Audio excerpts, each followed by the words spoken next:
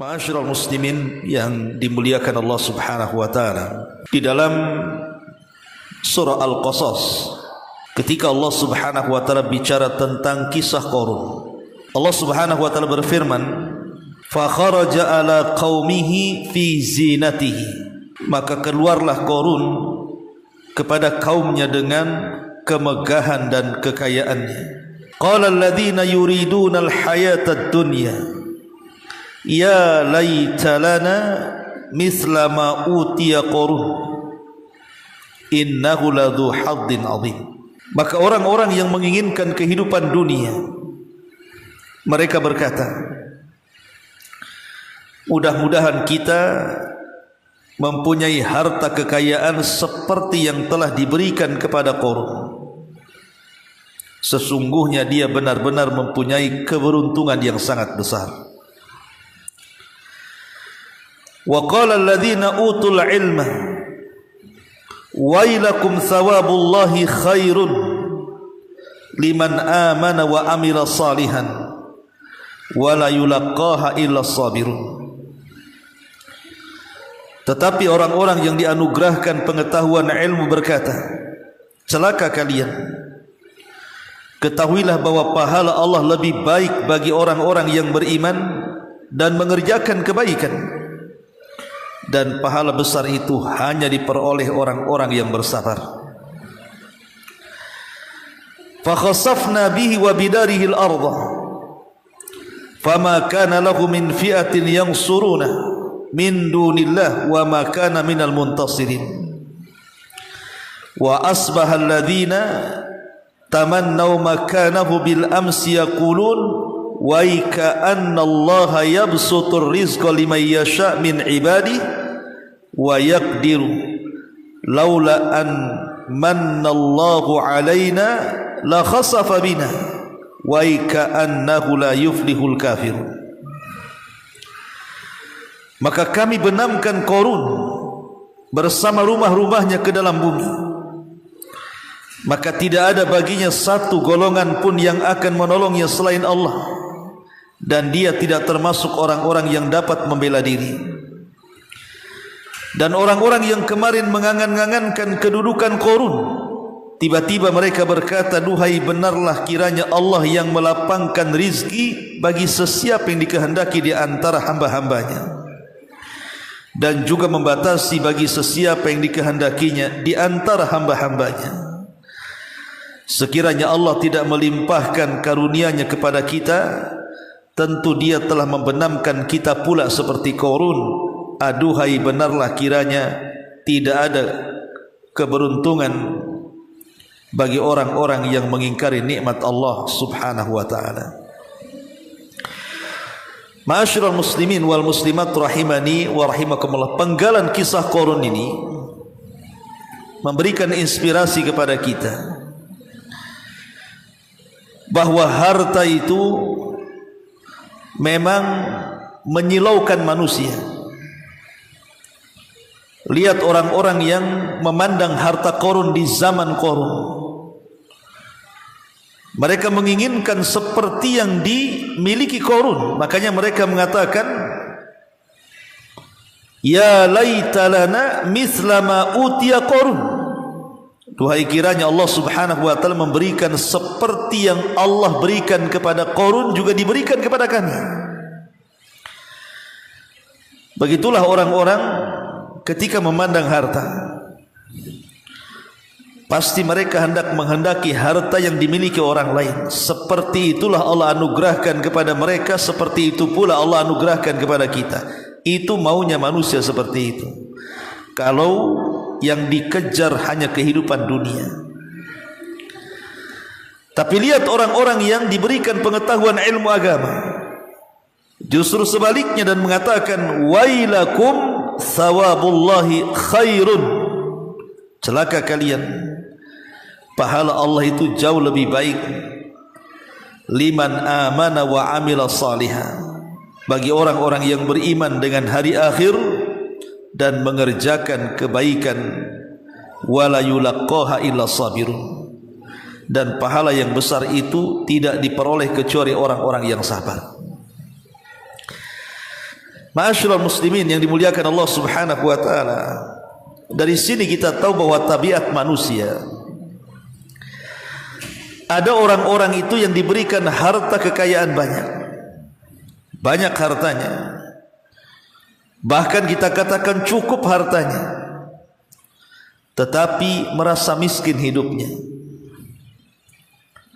Jadi ada orang-orang yang diberikan kekayaan melimpah tetapi merasa miskin hidupnya. Kenapa?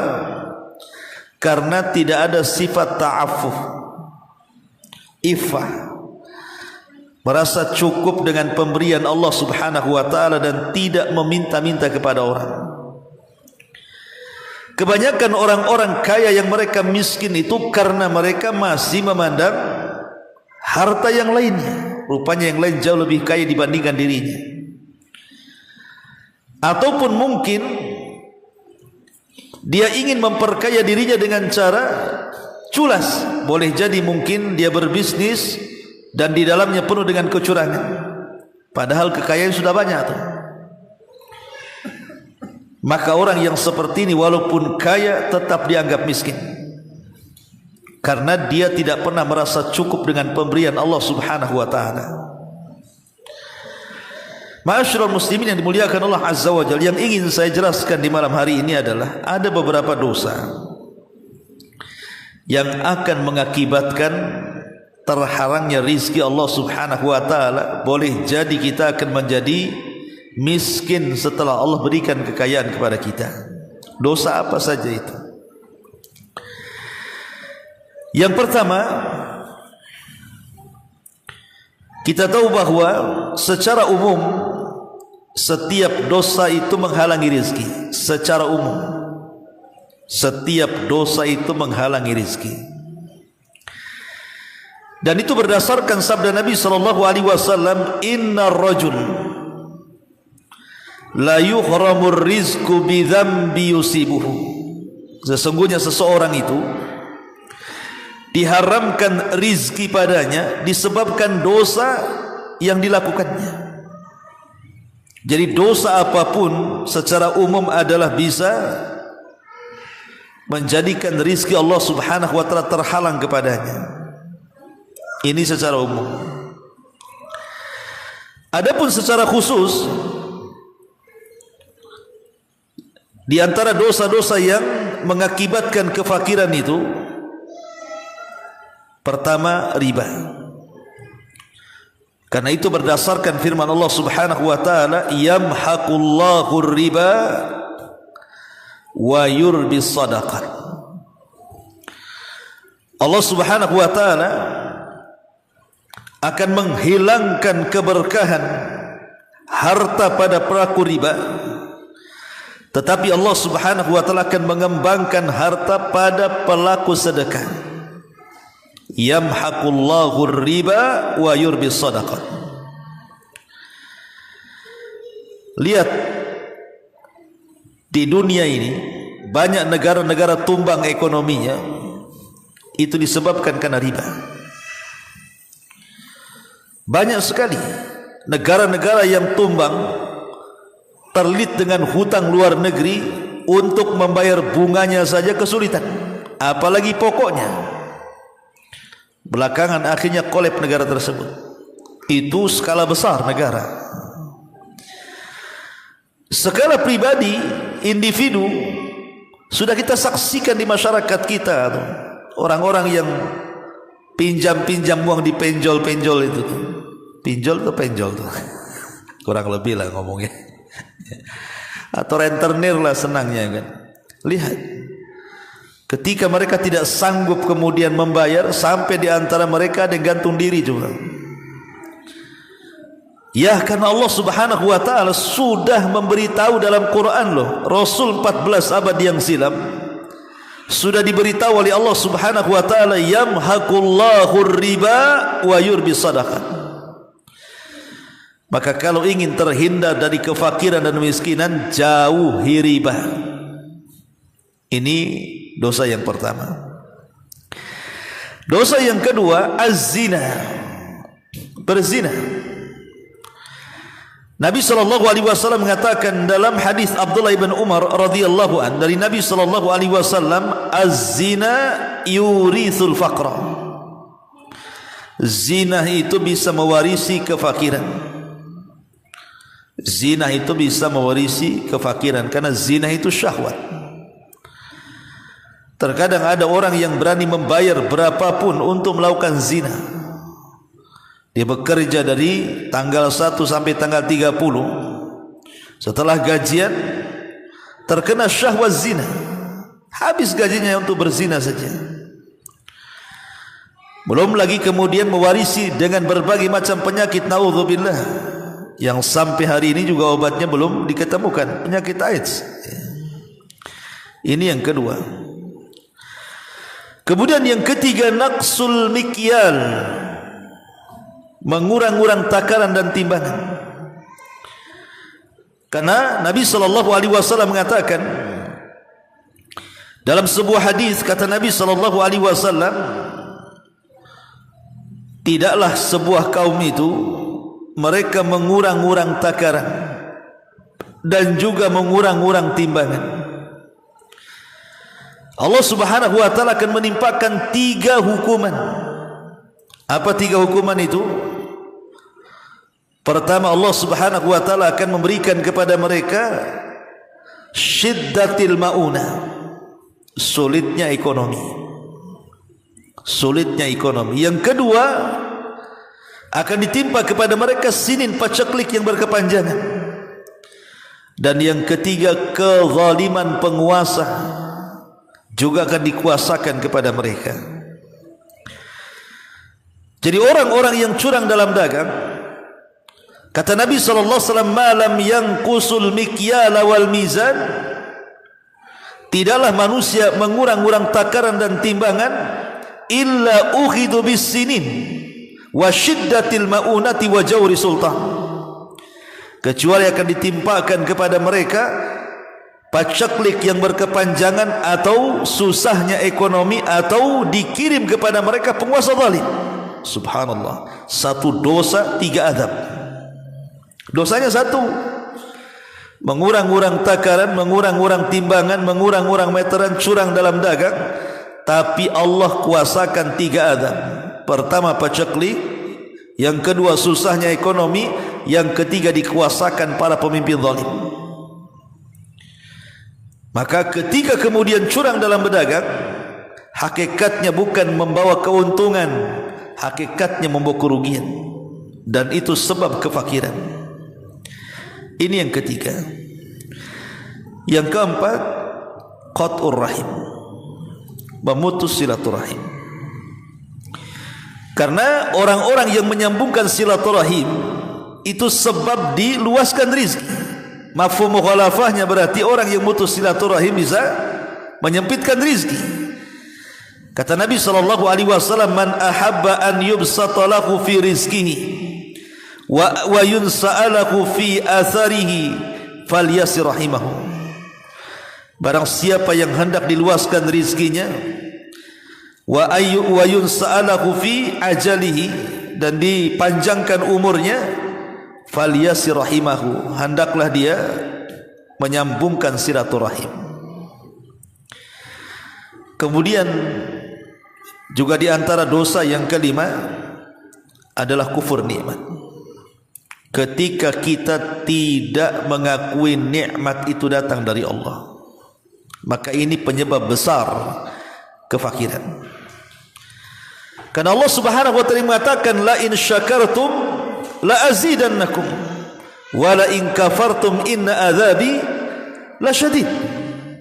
Kalau kalian bersyukur akan nikmat yang Allah anugerahkan kepada kita, Allah katakan la azidannakum, ku tambah nikmat kalian. Tapi jika kalian kufur, maka ku persiapkan azab yang pedih bagi kalian. Lihat kisah tadi Qarun. Karena kekufuran dia kepada nikmat Allah Subhanahu wa taala, tidak menasabkan nikmat kepada Allah, justru menasabkan nikmat kepada dirinya. Dan dia mengatakan, innama utituhu min ilmin indi, kekayaan ini kudatangkan karena kecerdasanku. Maka Allah mengatakan, wa khasafna bihi wa bidarihil ardh, kami tenggelamkan Qarun dan seluruh kekayaannya, menunjukkan bahwa kufur nikmat membawa kefakiran. Ma'asyiral muslimin yang dimuliakan Allah Subhanahu wa taala, atau disebabkan perkara lain. Jadi yang menghalangi seseorang itu untuk kaya dan menyebabkan kefakiran itu, selain daripada 5 maksiat ini, boleh jadi mungkin seorang hamba mereka hanya berpegang kepada tawakal dan tidak mengambil sebab. Kalau hanya tawakal saja ikhwan, tapi tidak mengambil sebab, enggak mungkin orang itu kaya-kaya, tetap aja miskin dia.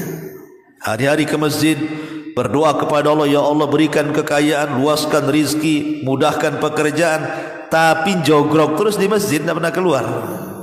Tiap hari dari pagi sampai sore di masjid, besoknya gitu lagi, tidak mau kerja. Kita tidak mengingkari rizki Allah itu ada 2. Ada yang datang tanpa usaha, ada yang datang dengan usaha. Memang rizki Allah itu ada 2 tadi. Ada yang datang tanpa usaha. Ya, memang tanpa usaha pun tetap saja Allah kasih makan kepada kita lewat orang lain. Tetapi ada rizki itu juga yang harus diupayakan. Itulah yang disebut dengan akhdhu bil asbab, mencari sebab. Dan Rasul mengatakan 99% rizki Allah itu ada di perniagaan. Mengambil sebab jadi peniaga, ya. Kemudian juga kebakhilan. Bakhil ini sebenarnya ikhwan bukan malah memperkaya diri, justru menjadikan penyebab kefakiran. Karena hakikat orang bakhil itu dia fakir walaupun dia kaya, karena hatinya terikat dengan dunia, merasa kurang sehingga kalau diinfakkan tu takut habis tu. Itulah fakirnya orang bakhil itu. Padahal bakhil itu tidak akan merubah takdir, sebagaimana infak juga tidak akan merubah takdir. Justru orang infak ditambah pula hartanya. Karena pikiran orang bakhil itu biasanya kalau saya infakkan habis uang saya. Itu paradigma sekuler namanya. Kalau dikeluarkan 1.000 hilang 1.000. Itulah orang bakhil.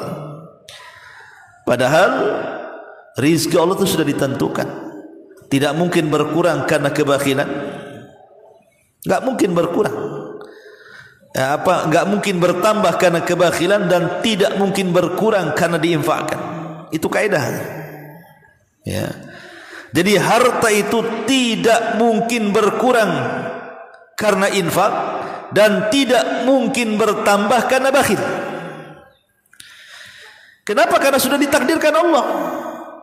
Mau bakhil, mau medit, mau kikir, mau apa saja loh, kalau takdirnya segitu ya segitu, saya tidak mungkin nambah juga. Tapi sebaliknya orang infak itu, Rasul mengatakan ma naqasa min mali sadaqah, tidak mungkin harta yang disedekahkan itu berkurang, bal yazdad, bahkan akan bertambah. Termasuk juga at-tahawun fi ba'dil a'mal. Tahawun itu artinya meremehkan pada sebagian amalan-amalan allati tusaf bi annaha syirkun, yang disifati bahwa amalan-amalan itu kalau dilakukan bisa terjerumus kepada kesyirikan, seperti bersumpah kepada selain Allah, menyembelih kepada selain Allah, berkeyakinan di sana ada selain Allah yang mendatangkan manfaat dan madarat, datang ke dukun dan begitu seterusnya. Ini menyebabkan kefakiran. Lihat di negeri kita kan, orang yang ingin kaya datang ke dukun. Sekarang yang kaya dukunnya atau orang yang datang ke dukun? Kan gitu. Dan di negeri kita ini paling banyak kan kasus-kasus dukun-dukun yang katanya bisa menggandakan uang. Bisa menggandakan uang. Sebenarnya yang berganda itu uang dukunnya. Karena makin banyak uang dia dari kita kan, uang kita pula habis tak berganda-ganda. Terakhir pula banyak korban di situ, ditipu oleh Pak Dukun. Kalau memang dukun itu bisa menggandakan uang, ngapain uang orang digandakan? Uang dia aja digandakan biar kaya. Logikanya nggak masuk. Ya. Ma'asyiral muslimin yang dimuliakan Allah Subhanahu wa taala. Kemudian juga lupa akan karunia Allah Subhanahu wa taala. Lupa akan karunia Allah Subhanahu wa taala sehingga akhirnya dia kurang bersyukur. Tidak qanaah bahasanya. Orang kalau qanaah ikhwan, menerima apapun pemberian Allah Subhanahu wa taala, walaupun secara kasat mata dia tidak kaya, hakikatnya dia sudah kaya. Walaupun secara zahir dia mungkin tidak seperti tetangganya, rumahnya bagus, mobilnya bagus, ini bagus, mungkin dia masih ngontrak. Tapi karena qanaah dia, qanaah itu artinya redha dengan pemberian Allah Subhanahu wa taala. Justru orang ini jauh lebih kaya dibandingkan orang kaya. Kenapa? Karena harusnya orang kaya itu tenang hatinya, sudah tidak disibukkan lagi mencari dunia kan. Tapi banyak orang kaya justru tidak tenang hatinya karena hatinya masih disibukkan mencari dunia. Tapi orang-orang yang hidupnya pas-pasan, tetapi karena dia redha dengan pemberian Allah Subhanahu wa taala, merasa lapang hidupnya. Pamannya contoh dia cari nafkah nih, entah jual ini, jual itu, atau jadi ojek atau apalah kan. Sudah merasa oh hari ini sudah dapat 300, sudahlah pulang, cukup hari ini. Sayang kalau saya habiskan nanti capek, tidak bisa ibadah, tidak bisa ikut ngaji. Kan uang ini sudah cukup untuk 2-3 hari makan, umpamanya. Kan hidupnya tenang kayak gitu. Ma'asyiral muslimin yang dimuliakan Allah Subhanahu wa taala. Kemudian juga yang menjadikan kefakiran adalah tarku ba'dil wajibat. Meninggalkan sebagian kewajiban. Seperti umpamanya meninggalkan sholat, sibuk dengan mencari rizki. Justru ketika anda meninggalkan sholat dan sibuk mencari rizki, itu bukan makin kaya, justru makin miskin. Kenapa demikian?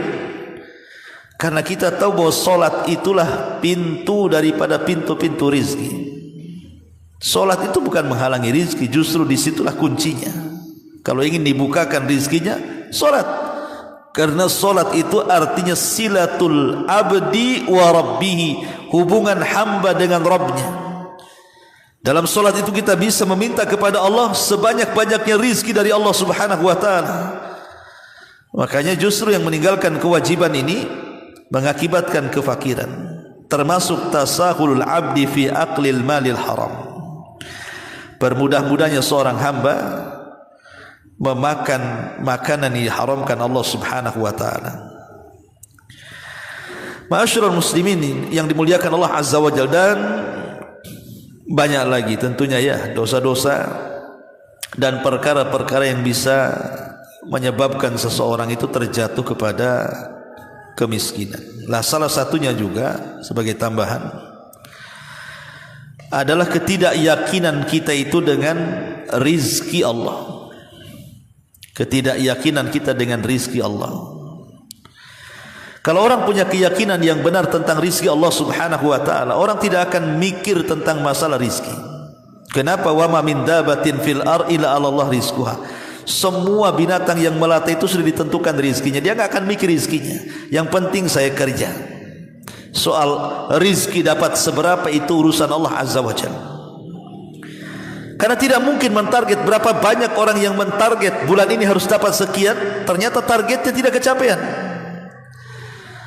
Atau betapa banyak orang-orang yang enggak terpikir targetnya sekian, tahu-tahu melebihi targetnya. Itu semua rizki dari Allah. Lah ini harus ditanamkan keyakinan yang saya tentang rizki Allah Subhanahu wa taala, supaya kita tidak menjadi fakir, tidak menjadi miskin. Kemudian jangan pernah meninggalkan isti'adzah, berlindung kepada Allah dari kefakiran. Karena fakir ini juga datang dari syaitan. Dan syaitan itu ada di mana-mana, memberikan was-was kepada kita, ya'idukumul faqra wa ya'murukum bil fahsya. Syaitan akan datang menghampiri kita dan mewaswasi kepada kita dengan kefakiran. Makanya kemudian banyak-banyaklah berlindung kepada Allah Subhanahu wa taala dari kefakiran ini. Ma'asyiral muslimin wal muslimat rahimani wa rahimakumullah. Lalu apa yang harus kita lakukan ataupun amalan-amalan apa yang bisa menghilangkan kefakiran itu. Yang pertama, tahqiqut taqwa, wujudkan takwa. Kita tahu wasiat yang terakhir dalam Quran apa? Takwa. Karena ayat yang terakhir turun itu wattaqu yauman turja'una fihi ilallah. Bertakwalah kepada Allah karena sebuah hari yang semua manusia akan kembali kepada Allah. Ini akhir surat, akhir ayat yang turun kepada Nabi. Dimulai dengan kata-kata wattaqu, bertakwa. Dari sini kita tahu bahwa takwa itu akhir wasiat Quran. Takwa itu akhir wasiat Quran. Dan Allah Subhanahu wa taala di banyak ayatnya menjelaskan tentang hakikat takwa itu mendatangkan kekayaan. Lihat ayat secara umum Allah mengatakan apa? Walau anna ahlal qura amanu wattaqau la fatahna alaihim barakatim minas samai wal ardh. Kalaulah penduduk negeri itu mau beriman dan bertakwa, kami buka kepada mereka berkah langit dan bumi. Ini secara umum. Adapun secara khusus Allah mengatakan apa?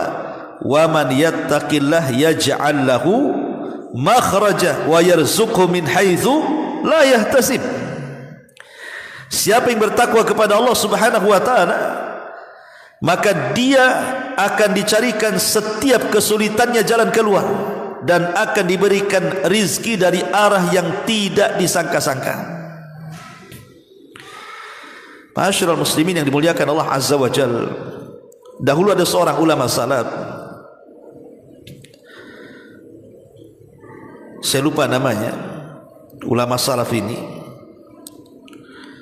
kalau tidak Al-Asma'i atau Al-Imam Al-Asam, siapa, wallahu a'lam. Yang jelas bahwa ulama ini hidup di satu daerah.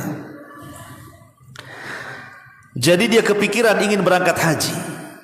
Ulama salaf ini ingin berangkat haji. Masalahnya dia tidak punya biaya, tapi keinginan dia ingin berangkat haji itu besar sekali, karena kerinduan kepada Ka'bah itu sudah menyelimutinya dan dia ingin berangkat haji. Tapi keluarganya melarang dan mengatakan bahwa kalau engkau berangkat haji, siapa yang akan memberikan rizki kepada kami? Engkau yang kerja. Kalau engkau pergi, siapa yang bekerja di rumah ini?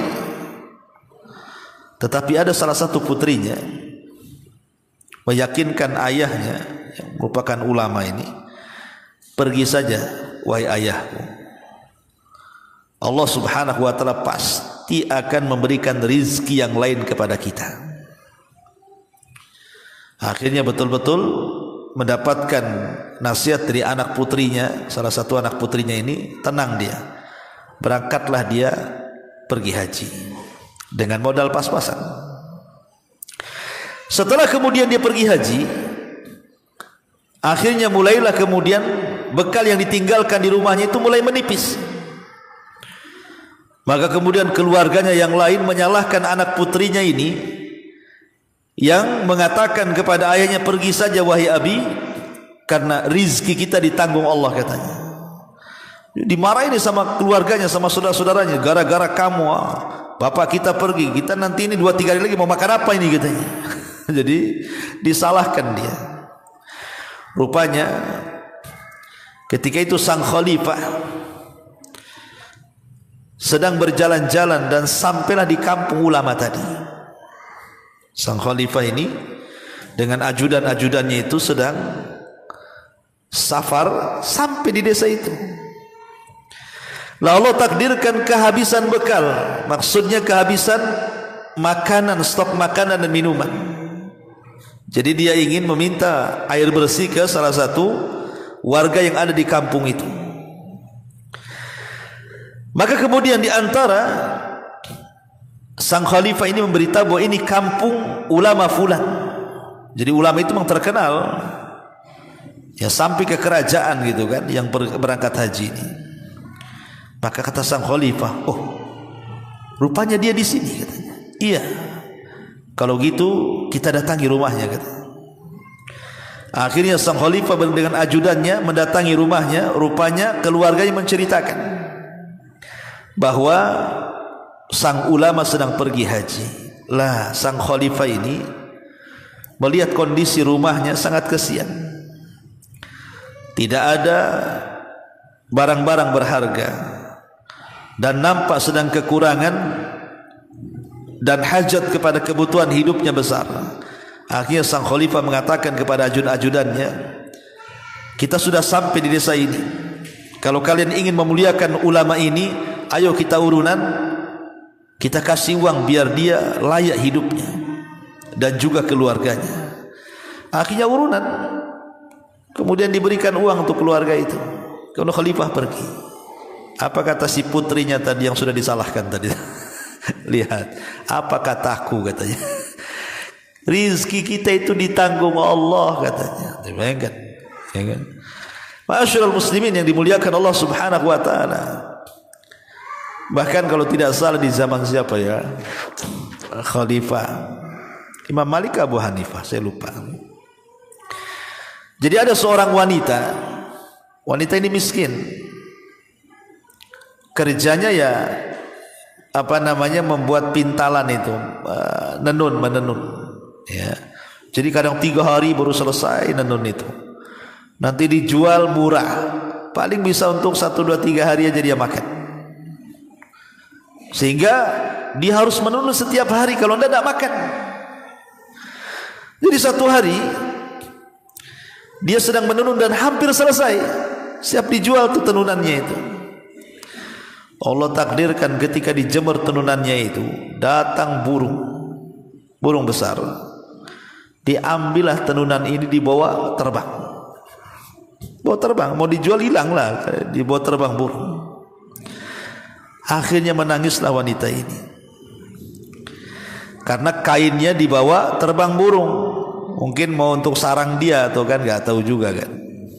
Jadi akhirnya kemudian dia mengadu kepada Imam Malik Abu Hanifah, antara itulah, lupa saya kisahnya. Tapi antara Imam Malik atau Abu Hanifah mengadu kepada salah seorang ulama ini tentang kenapa kok sial sekali dia gitu kan.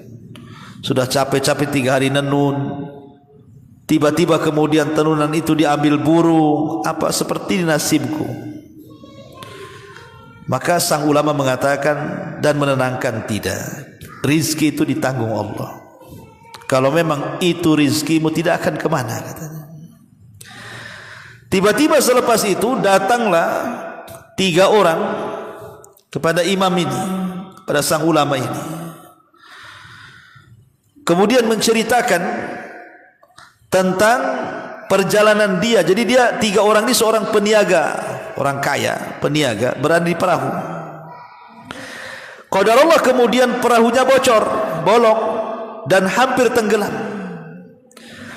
Ketika kemudian sibuk membuang air dari perahu itu karena tidak ada barang-barang untuk menyumpelnya, tiba-tiba jatuh dari langit kain.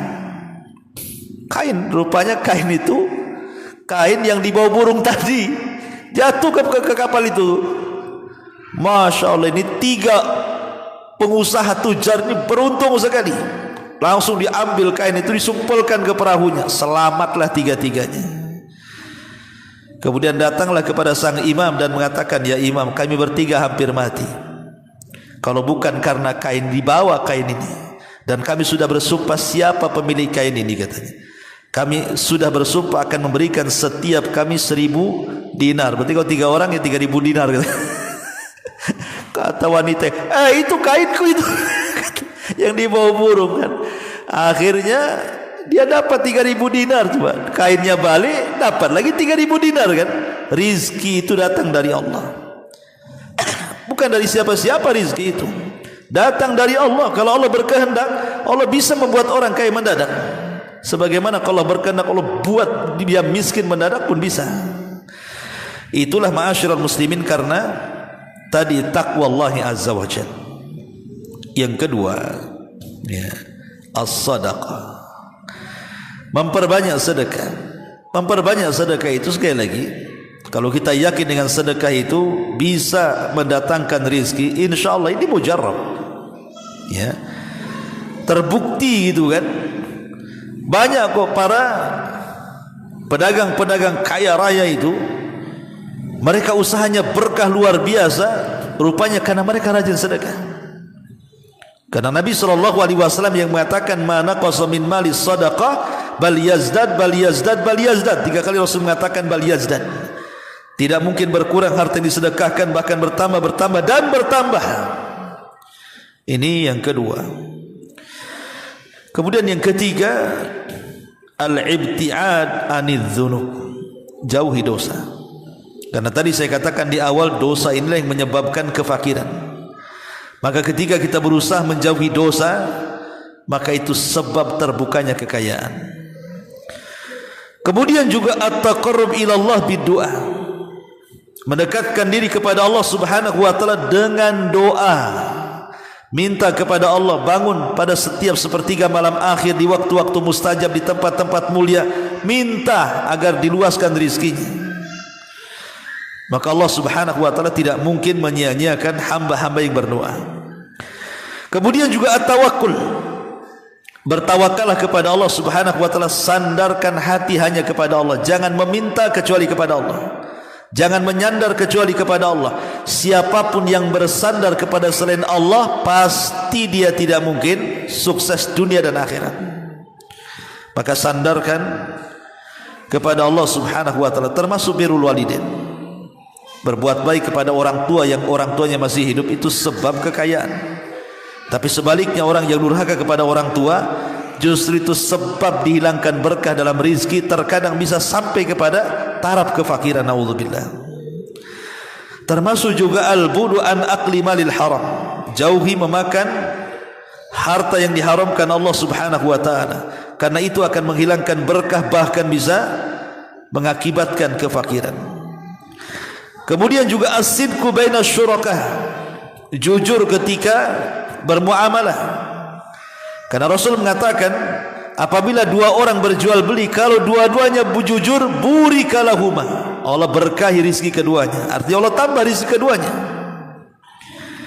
Termasuk juga al-qiyam bil a'mal fil awqatil baqirah. Kalau ingin kaya, ya bangun pagi-pagi.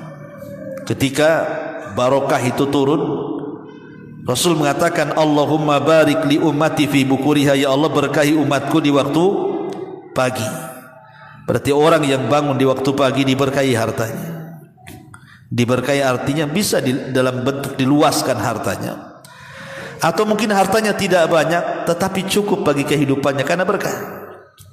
Karena kaya itu bukan karena zahir banyak harta, kaya itu adalah ghinal qalbi, karena hati yang kaya sehingga harta sedikit menjadi cukup bagi dia. Tapi ketika kemudian hati sudah tidak kaya, hati pula miskin, maka walaupun kekayaan ada di tangannya percuma saja, karena dia tidak pernah merasa kaya. Sebagaimana yang sudah jelaskan di muqaddimah tadi, ada orang kaya tapi tidak merasa kaya, miskin terus. Tapi ada orang miskin seolah-olah dia orang kaya, karena dia redha dengan pemberian Allah Subhanahu wa taala. Wallahu a'lam bishawab. Ini di antara dosa-dosa yang mengakibatkan kefakiran dan tercegahnya rizki Allah Subhanahu wa taala.